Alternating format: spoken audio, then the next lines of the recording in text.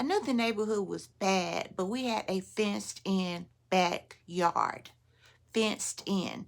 So I was grilling some pork chops on the back porch, and I went inside to the kitchen just to grab some barbecue sauce and some more seasonings, and you know, your little brush to brush your barbecue sauce on. I got back, my grill and my pork chops was gone. And there was no way they could have got out of the fence. They had to hop over the chain link fence.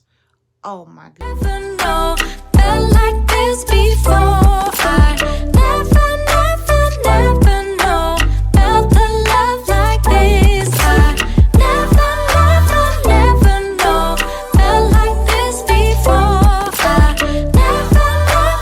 never know, felt the love like this.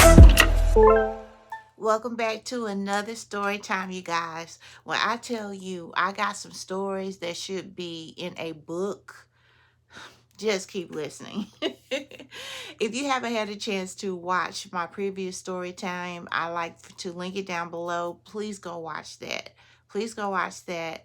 And it's going to tell you a little bit about the area and the time frame. I was very young, in my 20s. Yes, we had just got married, started a little family. You know, it was crazy.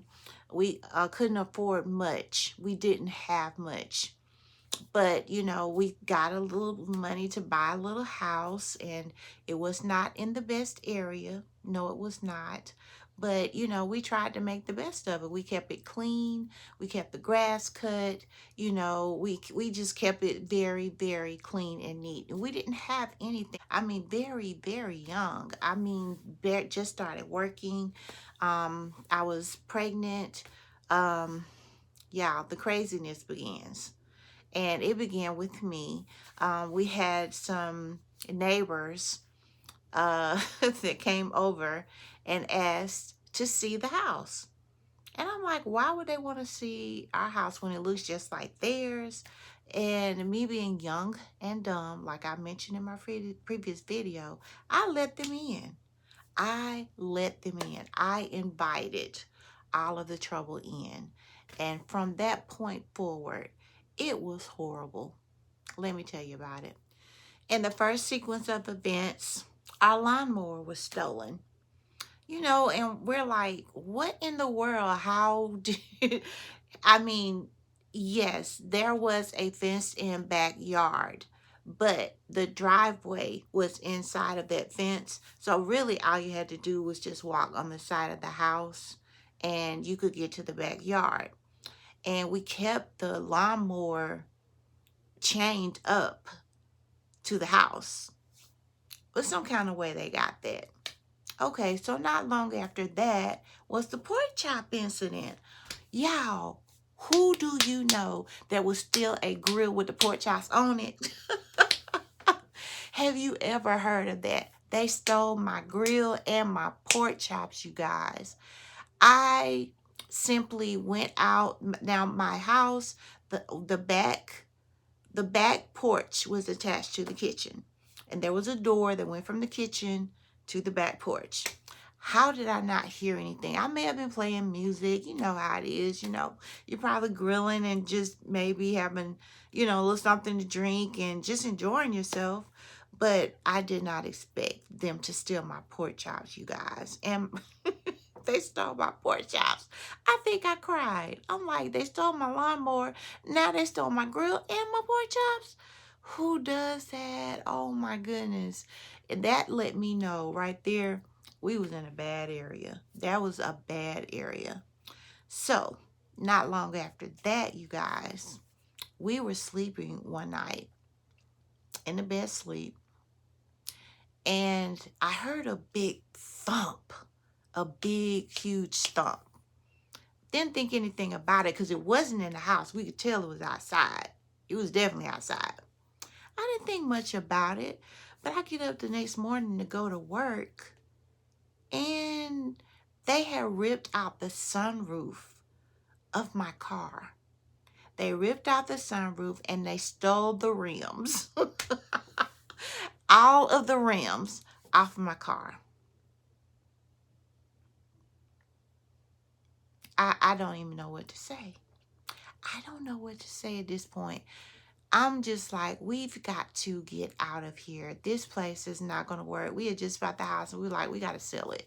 This is not working. At any given time, I could look in our trash can, the big green trash can that they kept outside, and there would be purses. People stolen purses, and they would just throw them in trash, throw them in whoever's trash. They would be in our trash, everybody's trash. You guys, that's what happens like when you live in a bad area. But the trick that did it, I remember I was 8 months pregnant, big pregnant, and I came home. I opened the front door, and I heard somebody running out the back door. And me being the fool that I am, I was looking around and I'm like, are they still in here? Did they come back in? What's going on? So I see blood on the floor. I see where they had cracked the window in the kitchen. And so I guess they were bleeding. They stole our TV. They stole our little stereo set. We didn't have anything, you guys. We really didn't have anything. But anything that we had that they wanted, I think he had some video games. I think they took that. You know, just little stuff. Didn't really take a whole lot because there wasn't much to take. But guess what I did? Instead of me going to call the police, I grabbed the broom because I was furious by this point. And what am I going to do with a broom? But I got a broom going through the house like I'm about to beat somebody down. And I was yelling, come out now.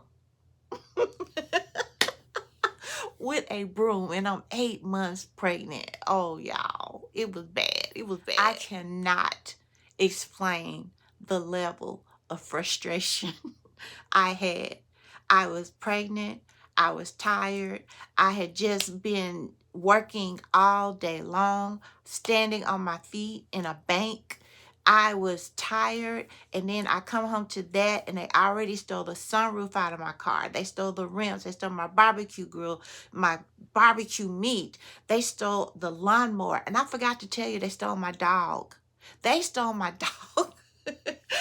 So I was given a Cocker Spaniel. I had been walking the little dog for just, just around the neighborhood. And when I got back, I had to run inside for something, and we were going to get in the car and go. So I just chained him to the tree for 5 minutes. I come back to get my dog, and he is gone. They stole my dog. They stole my dog. Within like 5 minutes. We could not leave air outside for 5 minutes without them ripping that off. I was done. I was done. You hear me? Done.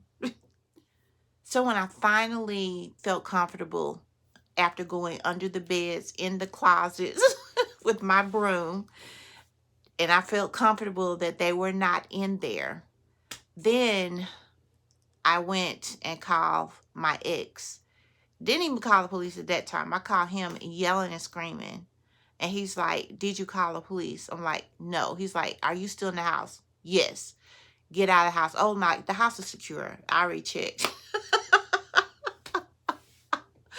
A nut, right? A nut, you guys. A nut. You never know what you're going to do in a crazy situation until you're in it, Needless to say, not long after that, we put that house up for sale. We got rid of it very quickly, thank goodness. And yeah, we got out of there. That was it, And since that point, I've been so careful about where I stay, because that was traumatizing. I grew up in the country. It was safe. We were isolated to ourselves.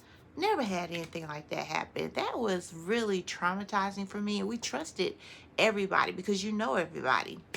But hey, where we moved here, you couldn't trust nobody. You couldn't trust a soul, seriously. Seriously, it was some crazy wildness going on. So I guess the moral of the story is, yeah, be careful about where you live. And secondly, when people come and ask you, can I see your home? Might not be such a good idea. Unless you know who they are, I would say no, because that started the whole thing. And yeah, I was just inexperienced. But now, yeah, no, you can't. Sorry. You guys, I appreciate you watching this video. I hope you enjoyed it. Let me know if you want to see some more story times, because I got them everywhere. I got all kind of stories, crazy stories, you guys. But that's how life is sometimes. If you're interested, just leave me a comment down below. Make sure that you're subscribed, and hopefully I'll see you in my next video. Take care.